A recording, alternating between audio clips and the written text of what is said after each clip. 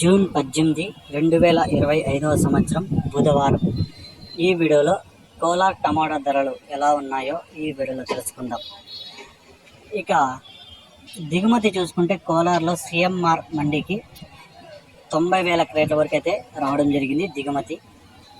ఇక ధరలు చూసుకుంటే ఇక్కడ మూడో రకం కాయలు 70 రూపాయల నుంచి ప్రారంభమై 80, 100, 120, 140 రూపాయల వరకు అయితే పలికాయి.